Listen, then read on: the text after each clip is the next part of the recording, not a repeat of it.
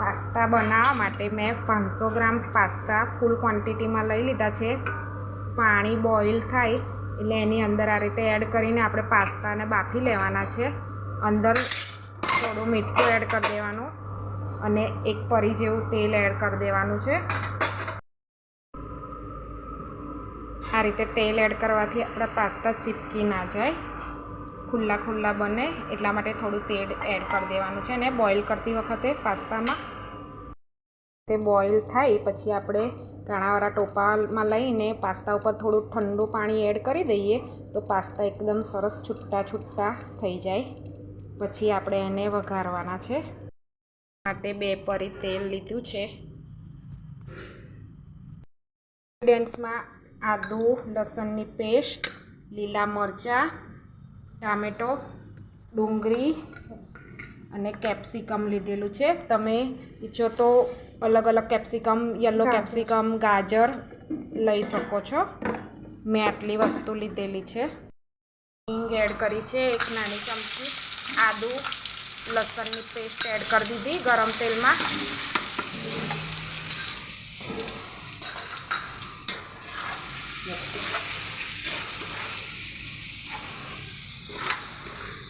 આપણી પાસ્તાની ક્વોન્ટિટી હોય એ પ્રમાણે આપણે મસાલા એડ કરવાના છે. લીલા મરચાં એડ કર્યા છે મેં સુધારીને 3-4 નંગ જેવા. મેં 500 ગ્રામ પાસ્તા લીધેલા છે એટલે એ પ્રમાણે મેં બધું એડ કર્યું છે. થોડા સતળાઈ જાય મરચાં, આદુ, લસણ પછી આ રીતે મેં 4 થી 5 નંગ ડુંગળી સુધારીને રાખી હતી એ પણ એડ કરી દેવાની છે.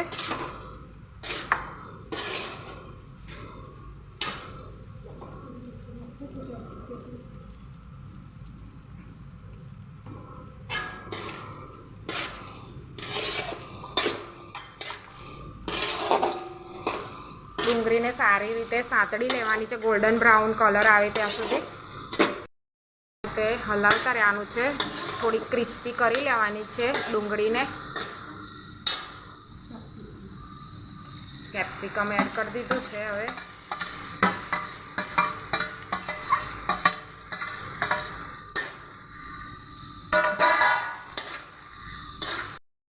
ડુંગળી આ રીતે સતત હલાવતા રહીને સારી રીતે આપણે એને થોડું ક્રિસ્પી ક્રંચનેસ આવી જાય પછી એને આપણે બીજા ઇન્ગ્રેડિયન્ટ્સ એડ કરવાના.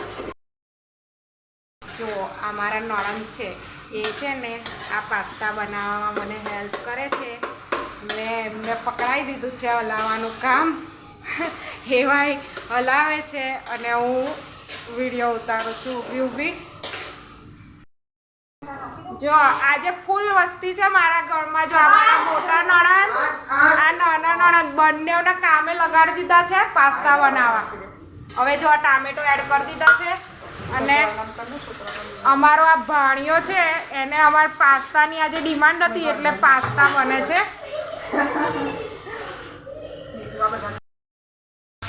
ટામેટા નાખીને હવે એને આપણે સતત હલાવતા રહીને થોડું ક્રન્ચી કરી લેવાનું છે.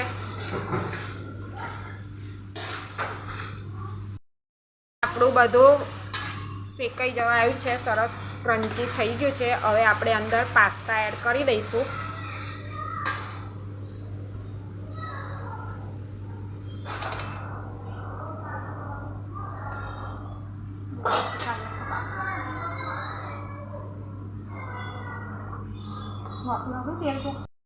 હા, અમારી આજે ફૂલ ક્વોન્ટિટીમાં પાસ્તા બની ગયા છે. હવે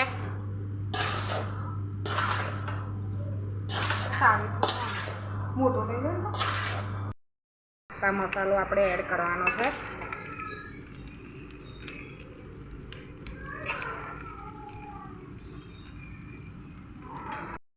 પાસ્તા રેડી છે. હવે લાસ્ટમાં પાછું સોયા સોસ એડ કરવાનું છે ઉપરથી.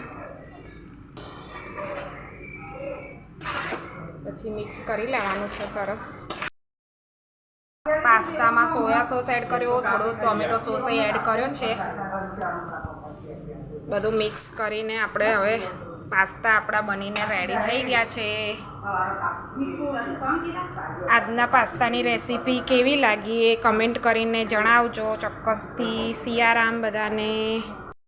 પાસ્તા ખાવા બેસી ગયા છીએ અમે. મસ્ત બન્યા છે.